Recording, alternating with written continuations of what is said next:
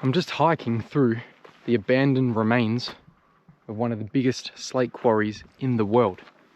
This is Dinorwig Quarry in North Wales. Over 200 years, they blew up this mountain and created a 700-acre quarry, which you can still fully walk through today. Here's Sir Samuel. Let's go have a look through this shaft. After you, lad. Whoa, that's scary. What do you want in here? Might be okay.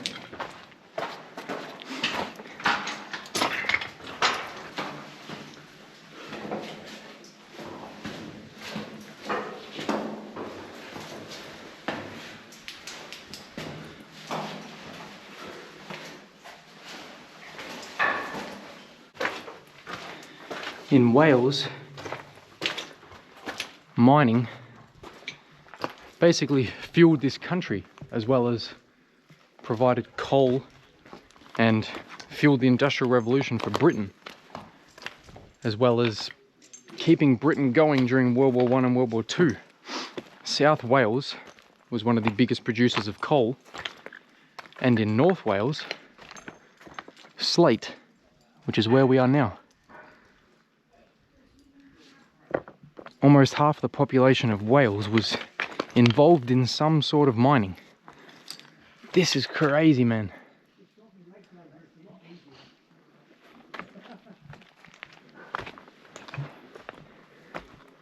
Wow, bro.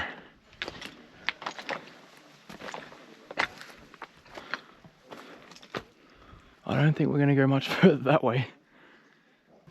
North Wales exported that much slate that they picked up the name Roof of the World. They were exporting at their peak over 500,000 tons of slate a year. And if you don't know what slate is, it is what we used to use on roofs.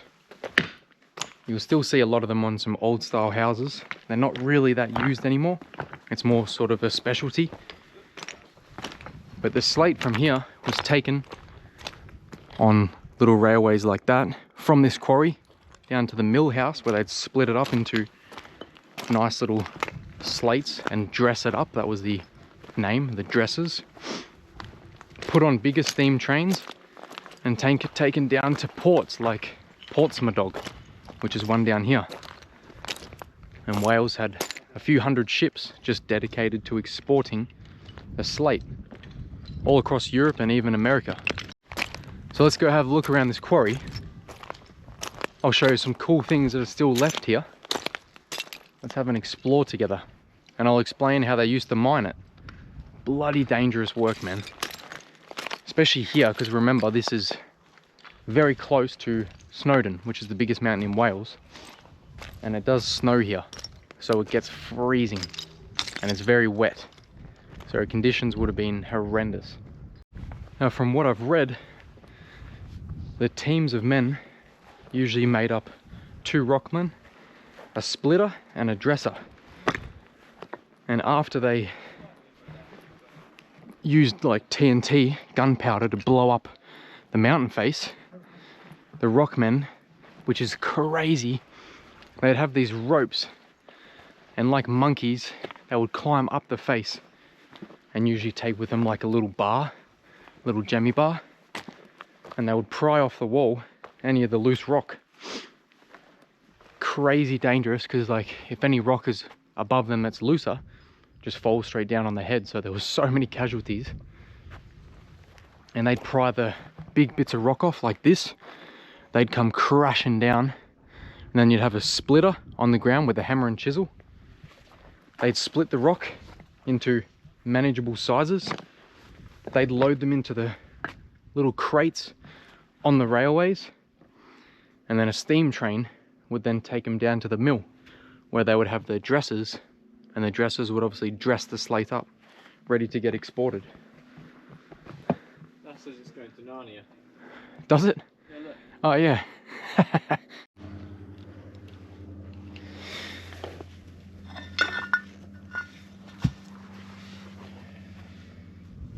Very intricately detailed, really. That it does have a lot of details on it. That's pretty random. Someone's just done that with a compass, I think. Well, that's a sketchy roof, man.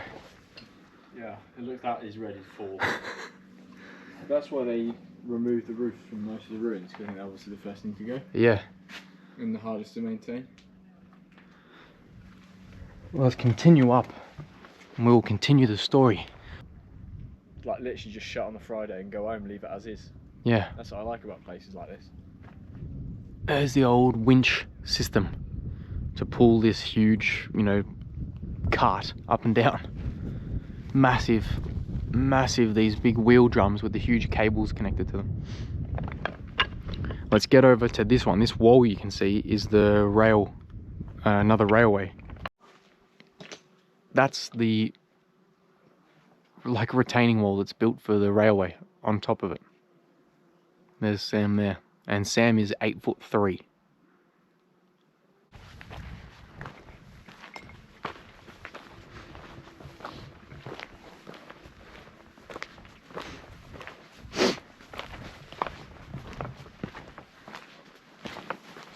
Whoa, that's high. Is the rail system still there? Wow. Look how big that is. That's massive, mate. My goodness. Nice and grippy at least. Imagine how much noise this quarry would have produced. The sound of the industrial era. Crazy view, bro, from here. That is nice. Put your feet up. These edges, the guys that worked on the edges climbing up on the ropes, the, you know, chucking down the big stone, I think they called them the galleries. There's these old videos where they talk about working in the galleries. Galleries was the fucking shittest job. I didn't do the Welsh accent very well there, but so it was a bit of a decider between whether you worked in the galleries, hanging off the bloody off the cliff on the ropes, or you worked down below, dodging all the stone that falls down, or you worked as a dresser in these mill houses where it's just completely filled with this like dust from all the saws, and your lungs end up getting cooked. So it's, you know, it's not like there was an easy job to choose from. One of the best jobs, supposedly, that gave you the most respect in the local town was the guys who were they were like the managers of the little tea house where everyone goes and have tea, and there'd be a guy in there who would help with any issues.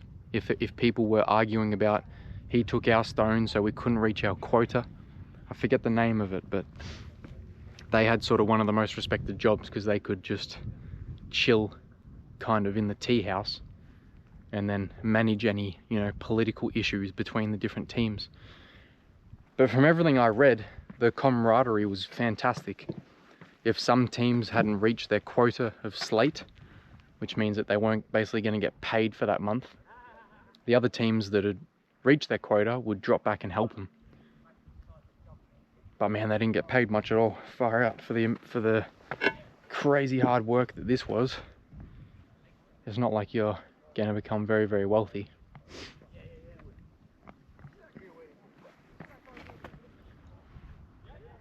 Well, while I walk up here a little bit, I'll take you back in time and show you the roads. The roads here were fantastic. Just coming through this valley, we drove all the way around the other side of that mountain and through. So I'll take you back in time, show you the roads. What's up, friends? These are the roads that I wanted to show you. I mean, have a look at this. This is basically the foot of Snowdon.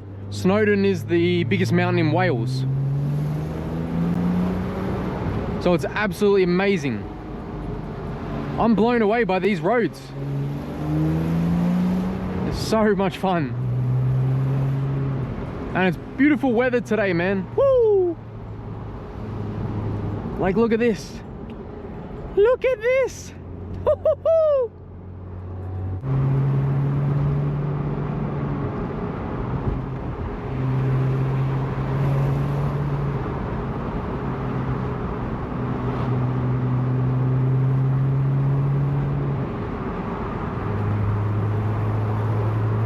Wow, man. That's epic.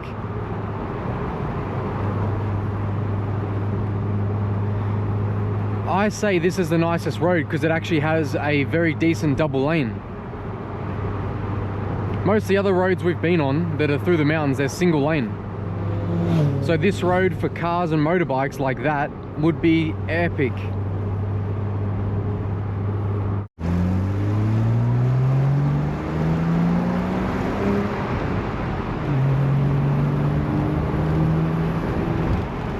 Wow, man.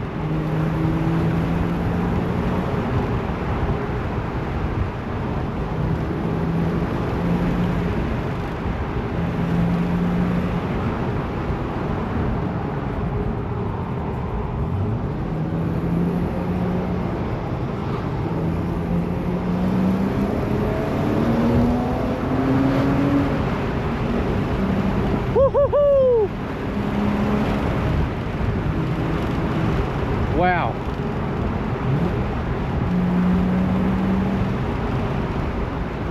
What a road, bro. Oh my goodness.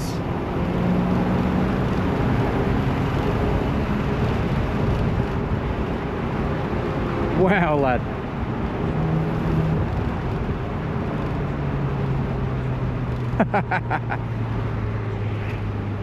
That was unreal.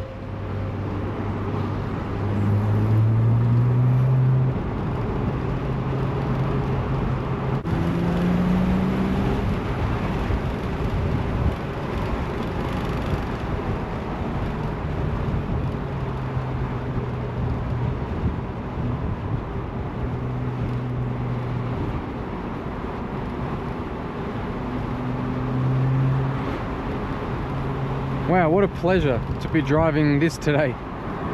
Unreal, man.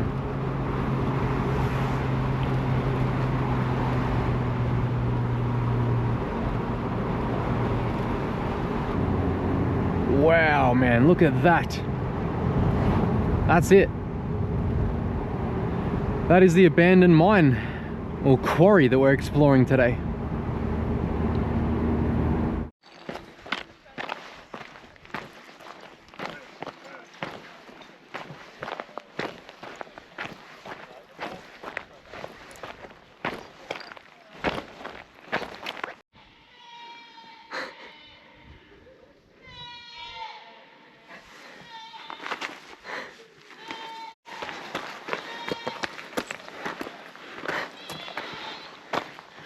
Bruh. You hear him? Yeah. Bruh. Man, there must be a Minecraft dungeon pretty close one. The goats are going crazy here. Yeah, it's in here.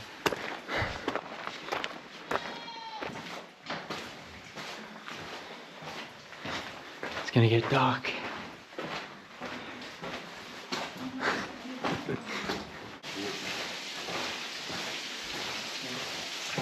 Whoa, that's beautiful. Hello. Hi, how are you? Good, how are you? I'm alright, thank you. Sketchy, but fishing. Well, I was down at the bottom, like, yeah. Ah, anything? Nothing today, no. Yeah. Oh my god, that's hectic, bro. There's the old railway tracks.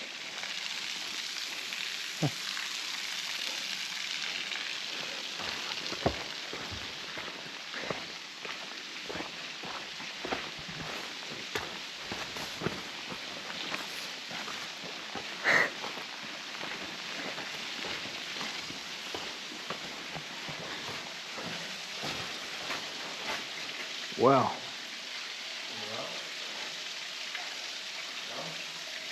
That is really sketchy. Yeah, bro. Proper sketchy. Wow.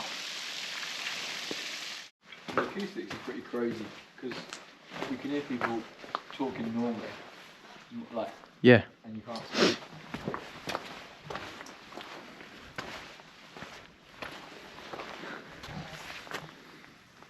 So that's it.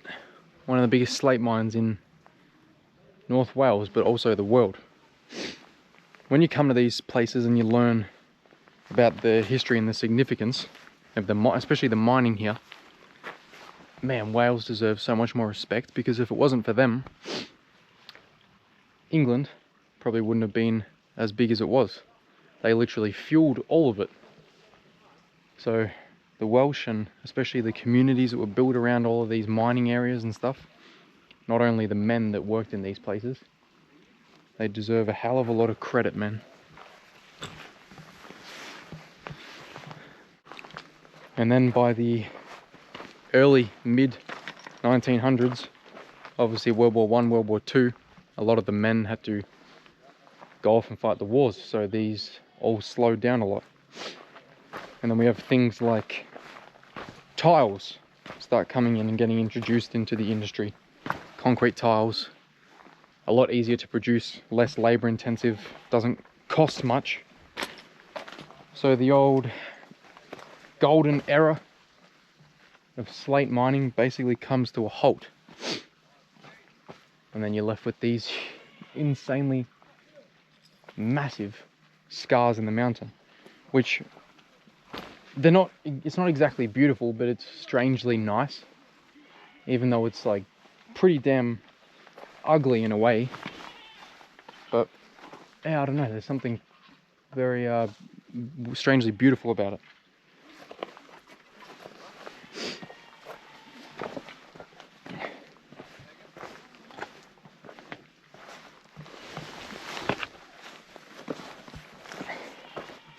The coal mining in the south employed a lot more people, I think a few 100,000 in Wales.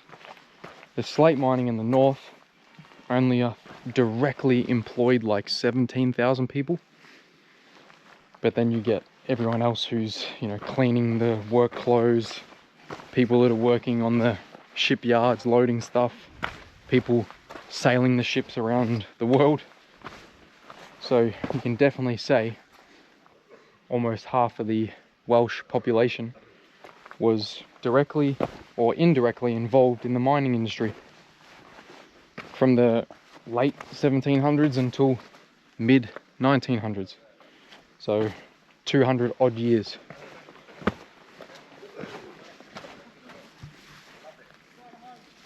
And down the bottom here, as you literally walk straight in, these are the mill houses. So that's Dinorwig mine. Thanks for watching, and thanks to eSIM company for keeping me connected. Code HECTIC, all capitals, for 5% off your eSIM. Yeah, what do we thank you guys so much for watching, and what do we thank eSIM? What do we so much? What do we so nice?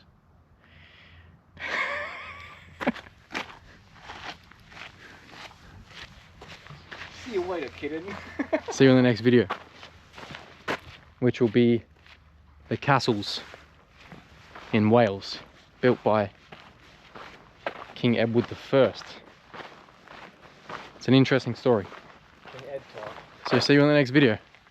Remember to press the like button for me, it's free and it helps me. Peace out.